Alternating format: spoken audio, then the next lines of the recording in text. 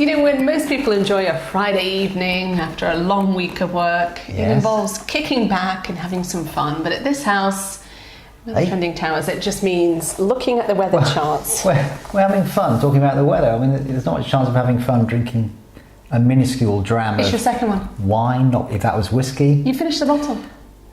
But it's wine. Thanks, Sara. So we'll talk about weather instead, shall we?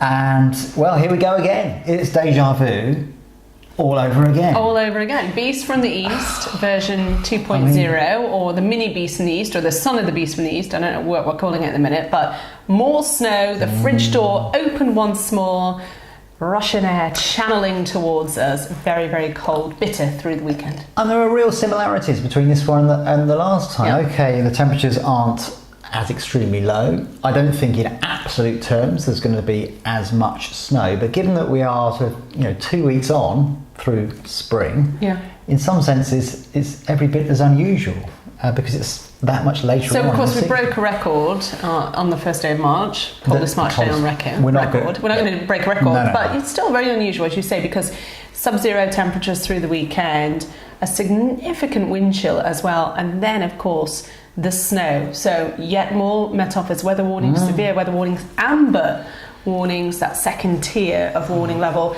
And we're talking about the southwest again, which was so badly affected last time. That's another interesting feature of this spring, laughably called spring, is that both last time and this time it does look as if the southwest can be sort of singled out for special attention in terms of the amount of snow. Normally southwest England is spared the worst. It's one of the mildest parts of the UK.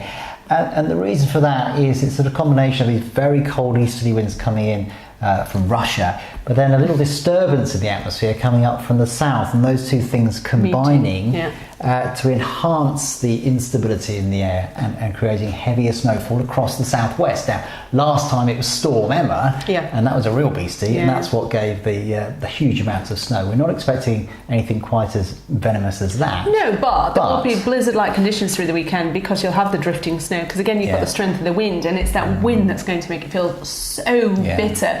You know, if you were to put a number on it, which you don't like to do in terms of a wind chill, it's a bit subjective, to be honest. Okay, -10 though. Some people are banging that around. So the high ground of the southwest, but let's not forget, the high ground of the Pennines. You might say, well, they're used to it, but is going to be disruptive snow across the Pennines for sure, and other high ground areas of Wales, for example, are going to be sort of temporarily brought to a standstill, I fancy, over the next couple of days. Quite a lot of you getting in touch with us on social media. We love to hear from you. Keep doing that, of course, but you're saying, will I get it?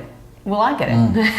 And of course we're talking about streams of showers again, potentially. A lot of variety. Yeah, some places missing out, and that's good or bad news depending on your point of view. Other places not too far away seeing quite a lot of snow. I think we've had enough though now. Do you know what I mean? We've had a number of snow events through this winter. Saying. Yes. So never enough. Should we shut the fridge door again on Monday? Well, the fridge door will be shut slowly through the early part of the coming week. We'll lose those bitter winds, the sun will come out, we'll see a thaw, it'll feel quite pleasant in the sunshine. Still some sharp frosts, mind you, overnight. And then we look to the west. Later on in the week, we're going to see Atlantic systems coming in, delivering rain. Milder ever. Yeah. In fact, next weekend looks very different from this weekend. I think there'll be a lot of rain around. Is it all over? Is it all over? No, wait. Well, it's all over. No, not until the fat lady sings. She's not fat, of course not. I was just waiting for you to sing. If you read my blog, I published my blog again earlier on, and I suggest that it's not all over. I think there's every chance with such a weak jet stream that we're experiencing through this spring that we're going to see another blast of northerlies this side of Easter. More on his blog if you want to hear that. Well, in the meantime, another drink for Sara, or maybe not.